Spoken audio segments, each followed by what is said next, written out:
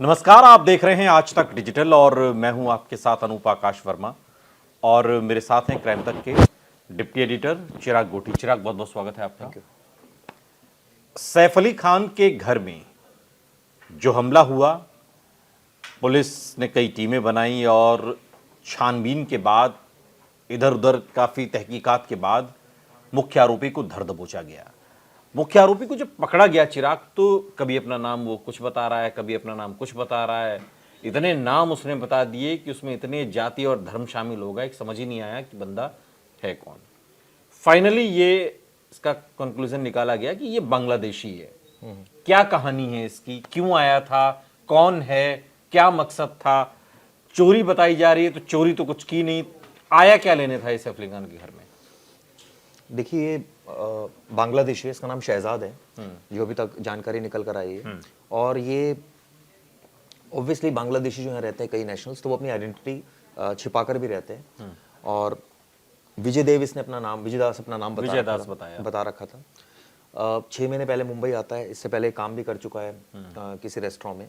अब ये खाली था आजकल और ये कहता तो यही है कि मैं जो है वो दीवार फांद कर गया, घर में घुस गया और उसके बाद मैंने चोरी की कोशिश की। ये सारी बातें कह रहा है, लेकिन एक चीज़ मुझे थोड़ी सी जो अटपटी लग रही है वो ये कि एक तो उस घर को क्यों टारगेट किया गया, या रैंडमली उसने चोरी का सोचा। बट चोरी का तो क्योंकि करीना कपूर ने जो स्टेटमेंट दिया है कि पास में ज्वेलरी रखी थी वो तो उसने छुई तक नहीं है, तो चोरी की भी चीज़ें समझ में नहीं आई। फिर मैं उसी बात पे आऊँ, कोई अंधेरा तो छाया नहीं था, कुछ दिखाई नहीं दे रहा था। नहीं, होता ही है ना कि उस समय सिचुएशन क्या थी कि भाई आप जब वहाँ जा रहे हैं और आपको देख लिया लोगों ने, तो उस समय चोरी थोड़ी करेगा, उस समय तो वो भागने की सोचेगा। तो शायद यही उसने आरोपी ने किया कि भागने की सोचा। और उसके बाद स्थिति ऐसी बन गई कि अब पुलिस ने पहले बोला कि छत्तीसगढ़ के दुर्ग से किसी को पकड़ा है, आकाश नाम के, बाद में क्लियर हो वो नहीं था। इससे पहले शाहिद पर हमने वीडियो करा था जिसमें कि वो 4-5 केसेस है, उसको पकड़ा था संदिग्ध के रूप में। अब इसमें एक तीसरा कैरेक्टर आ गया जो ये था, यानी कि शहजाद।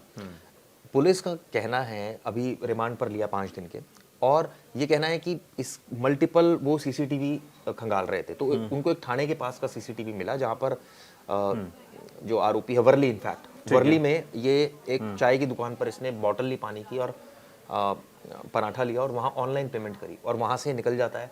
फिर ये बताते हैं कि थाने की तरफ आ जाता है। तो वहाँ जब पुलिस पहुंची तो वहाँ सीसीटीवी जब खंगाला तो वहाँ वो चाय वाले को पहले नवीन इक्का करके था, उसकी पहचान की। उसकी पहचान में भी बहुत दिक्कत हुई पुलिस को कि आसपास पूछा ये किसका स्टॉल है, तो बताया लोगों ने। फिर उसका लोकेशन ट्रैक किया कि वो रहता कहाँ है, किसी ने बताया वहाँ रहता है। वहाँ पहुंचा तो वो मिला नहीं, तो फिर उसके जो मकान मालिक था उसने उसका नंबर दिया, वो फ़ोन नहीं उठा रहा था। फाइनली उससे बात हुई और उसने ये कहा कि हाँ ये मेरे पास आया था और इसने ऑनलाइन पेमेंट की थी। तो फिर उससे डिटेल मंगाई कि दिखाओ कौन सी ऑनलाइन पेमेंट की। फिर उस नंबर से ट्रैक करना शुरू किया आरोपी को, शहजाद को, और फिर फाइनली वो ट्रैक वो थाने में। अब थाने में कहाँ है वो एग्जैक्टली, ये भी बहुत इन्वेस्टिगेशन की बात थी, क्योंकि टावर तो लोकेशन ओवरऑल दिखाता है, उसको जीरो डाउन करना पर्टिकुलर जगह पर कि यहाँ पर है वो। उसके लिए इन्होंने ये पूछा, क्योंकि वो लेबर था तो लेबर कॉलोनी में गए। वहाँ जब इन्वेस्टिगेशन हुई तो पता चला कि किसी अमित नाम के शख्स थे जिनके यहाँ वो किराए पर था। तो फाइनली पुलिस ने उसको वहाँ पकड़ा। लेकिन एक चीज़ जो मुझे थोड़ी सी अजीब लगी वो ये लगी कि जो तस्वीर आपने देखी होगी सीसीटीवी की और जो आरोपी की तस्वीर है, थोड़ी फर्क दिख रहा है मुझे। अब पता नहीं वो he is one of them, ये एक है या वो अलग है, ये भी पुलिस ने क्लियर नहीं किया। और अभी जांच होगी तो क्लियर होगा कि उसमें थोड़ा सा पिचका सा मुंह और एकदम आपको इसमें कुछ संदेह लगा? हाँ, फोटो में लगा? बिल्कुल बिल्कुल तो लगा। मेरी मतलब कंसर्न सिर्फ मेरी नहीं है, सोशल मीडिया पर भी कई लोग पूछ रहे थे। हालांकि पुलिस का कहना है ये तो अब ये क्लियर नहीं किया कि he is one of them, कि ये एक लेकिन था। सीसीटीवी की फोटो और पकड़े जाने पर उसमें भी फर्क हो सकता है। मतलब इतना फर्क हो सकता है आपको, मतलब क्या इतना फर्क तो नहीं हो सकता, लेकिन फिर भी जो सीसीटीवी की फुटेज थी, वो जो उसका यहाँ से बिल्कुल ऐसे एकदम पिचका हुआ सा चेहरा और ये जो पकड़ा गया इसमें थोड़ा सा भरा हुआ सा चेहरा लग रहा है, तो थोड़ा सा तो खैर एनीवे ये तो पुलिस की पुलिस अपनी इन्वेस्टिगेशन है, वो तो और क्लियर करेगी। लेकिन सवाल ये उठता है कि अब अभी तक पुलिस की जांच का कहना है कि 4 दिन ये इंसिडेंट हुआ। सैटरडे को इसने अपना मोबाइल स्विच ऑफ कर दिया था रात में 10 बजे के आसपास, और मल्टीपल टीम्स लगी थी इसको पकड़ने के लिए। और सीसीटीवी का एनालिसिस करने में जो इसने ऑनलाइन पेमेंट की वहां से नंबर हुआ, फिर फाइनली पुलिस मकसद कुछ समझ में आया? मकसद अभी तक तो चोरी का ही है और ये कह रहा है कि मुझे नहीं पता चोरी करने के लिए सैफ अली खान घर में घुस जाएगा। कह रहा है मुझे नहीं पता था सैफ अली खान का घर है। बाकी पुलिस अभी इसमें, क्योंकि बांग्लादेशी माइग्रेंट है तो ऐसे में कैसे यहाँ पहुँच गया, किसने पहुँचाया, क्या इसके पीछे कोई और नेक्सस तो नहीं है कि अकेला ये था या कोई और इसको जो है वो आगे से पीछे से कोई और चला रहा था। तो ये तमाम ऐसी चीज़ें जो इन्वेस्टिगेशन की बात है जो क्लियर होगी, लेकिन अभी तक की जांच तो यही कह रही है। बाकी मुंबई पुलिस की मल्टीपल टीम्स लगी है इस केस को, और 5 दिन पूछताछ में बहुत सारी चीज़ें क्लियर होगी, मकसद क्या था, ये सारी चीज़ें पता चलेंगी। एक और चीज़ जो इस पूरे वाक़ये के बाद समझ में आई, सिक्योरिटी का लेवल जो है, मैं मुंबई की सिक्योरिटी की बात नहीं करता, वो बहुत बड़े कैनवास का प्रश्न है। मैं तो जहाँ पे सैफ अली खान रहते हैं वहाँ की सिक्योरिटी, उस अपार्टमेंट की सिक्योरिटी और ख़ुद सैफ अली खान की सिक्योरिटी को समझना चाहता हूँ। या वो कोई सिक्योरिटी के बिना ही चलते हैं, रहते हैं, कोई भी आ सकता है उन धड़ल्ले से, या ये ऐसा ही लग रहा है कि उनके पास कोई सरकारी सिक्योरिटी पर्सनल तो होती, सरकारी भले पर्सनल ना हो। है, लेकिन अब वो रात का वक्त था, 2 बजे का वक्त था, अब उनके घर में ड्राइवर नहीं था उस समय उनके घर में नर्स थी जो बच्चों को देखती हैं, दोनों बच्चों को। उनके घर में कुछ और स्टाफ के लोग थे। तो कहने का मतलब ये डुप्लेक्स उनका घर है।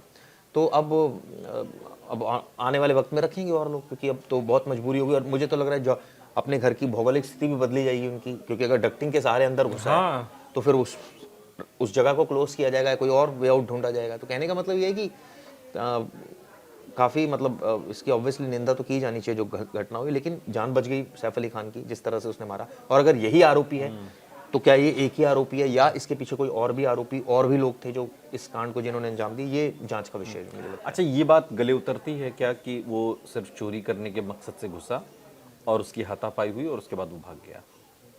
गले से क्यों नहीं उतरेगी, मुझे आप ये बताइए। होते हैं चोर ऐसे, कई बार करते हैं, कई हम इंसिडेंट देखते हैं। सेंधमारी क्या होता है, ऐसे ही घरों में घुसते हैं, रैंडमली घुसते हैं, रात के वक्त घुसते हैं। अब वो कैसे इतनी ऊपर चढ़ गया, वो तो हमने देखा कि पैसेज से गया है। वो गया तो ये थोड़ी कि वो पाइप से लटकता चोरी ऊपर चढ़ा करने गया। आया था तो सबसे ऊपर वाले पे क्यों चढ़ा, वो नीचे क्यों चोरी ये तो चोर बताएगा। ये मैं उसमें साइकोलॉजी का प्रश्न है कि वो वहां क्यों चढ़ा या वहीं क्यों आया। हाँ, मतलब जहां उसको लगा उस समय दिमाग उसका चला जहां चोर जा रहा था उसको लगा कि भाई ये एक मेरे लिए इजी वे आउट हो सकता है, गार्ड सो रहा है, कूद गया वो। अब उसको नहीं पता था कि ये सैफ अली खान का घर है या किसी का घर है। अभी तक की जांच कहती है। बाकी ये प्रश्न ऑब्वियसली बहुत सारे इतने ज्यादा चोर क्योंकि सोच समझ अगर के अगर सिर्फ चोरी का ही मकसद था और सिर्फ चोरी के, तब तो इस केस में कुछ बहुत ज्यादा बचता नहीं है फिर। हाँ, नहीं बचता, बिल्कुल सही बात है। अगर सिर्फ यही मकसद है मतलब हम थोड़ा सा, मैं कानूनी उस पर आना चाहता हूँ, फिर तो इस केस में क्या है फिर? नहीं, क्लियर कट है। तो कोशिश हुई है चोरी की, और इसमें हाँ, इसमें अटेम्प्ट टू मर्डर लगेगा, क्योंकि आपने उस दौरान जान लेने की कोशिश की और वेपन शार्प है जिसका आपने इस्तेमाल किया, तो ये तो बहुत सीरियस धारा है। तो इसमें तो ये तो लगेगी धारा। लेकिन ये है कि चोरी वाली नहीं लगेगी, सेंधमारी वाली, क्योंकि वो हुआ ही नहीं वो काम। वो तो कोशिश हुई है। लेकिन हाँ, अभी इन्वेस्टिगेशन के बहुत सारे पहलू हैं। ये कह देना कि सिर्फ एक अकेला ये है, ये तो पुलिस क्लियर करे, वो इन्वेस्टिगेशन कर रही है। ठीक है, एक आखिरी सवाल। ये तो चलिए एक हाई प्रोफाइल सोसाइटी थी, हाई प्रोफाइल शख्स था, लेकिन फिर भी जो मुंबई में तो चूंकि सेलिब्रिटी ही रहते हैं, और इन तमाम सेलिब्रिटीज़ के बीच में अब एक सवाल तो होगा ना कि हम लोग अपनी सिक्योरिटी अपने भरोसे ही रखें।